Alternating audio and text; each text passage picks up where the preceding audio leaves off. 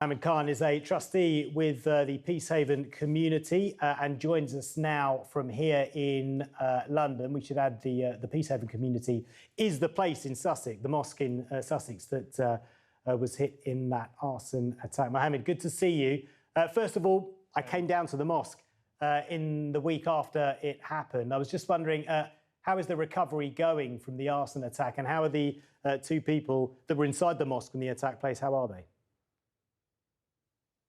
Hi, Paul. Really good. I think things have moved on quite a bit since your visit. We've had much more engagement from the government and from the different departments. So spirits are lifted. People are in much more better foot, and they are very happy with the way the government and the MPs have reacted to things. So a bit more positivity than when you came down. The family is still quite traumatized. The PM's address to the family personally was a very good gesture today, than they were before. And yeah, overall, a good sentiment has started to build back with a bit more confidence. Yeah, so you were pleased with him announcing £10 million. I mean, there's a lot of mosques across the UK. Do you think £10 million would cover it? Yeah, I mean, it depends on how it's divided across mosques and how they prioritize mosques.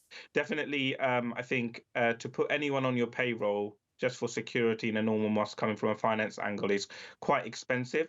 So, mosques do struggle in just getting imam salaries paid and regular individual salaries paid. So funding is usually very tight in mosques. And so this sort of funding allowing, for the mosque to feel safer is actually a very good look. I know particularly and with kids coming at different hours, especially as it gets dark in England quite early, the kids attending mosque and their parents being able to drop them off and to feel about it is actually an issue. So if we have relevant security in places, it's actually a very good positive move. So yeah, I really do welcome that. And I think for our perspective, it really does as though the government is pushing and really listening to us. Is it enough? I'm not sure. Depending on how they categorize it and on a case-by-case basis, it will come to light for the next 6, 7, 8 months. Yeah, well, actually, and we're just losing you a little bit with the signal, but I think we can stay with you just for one more question. I'm really keen to know whether you got to speak to the Prime Minister about the official government definition of Islamophobia, because in the UK, for people around the world who may not know this, there is an official government definition for anti-Semitism, but there isn't one for Islamophobia. This has been dragging on for years. They're waiting for a task group to come back with some sort of definition, or whether indeed there should be one. Did you get to talk to him about that? No, not particularly about the Islamophobia definition.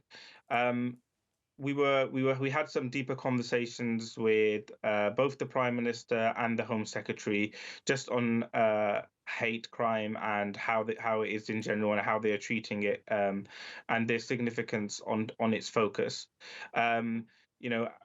And so we were given some assurance on the backing for that perspective, but no sort of specific question on Islamophobia definition and why it's been changed recently.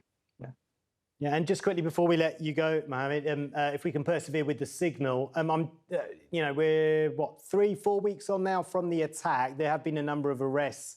Are you disappointed that no one's been charged? Yeah, actually, that is a bit of a red herring at the moment from our angle. We have seen just recently 3 people being charged, and those 3 people, we're hoping some fruition will come in terms of from arrest to charge sort of progression.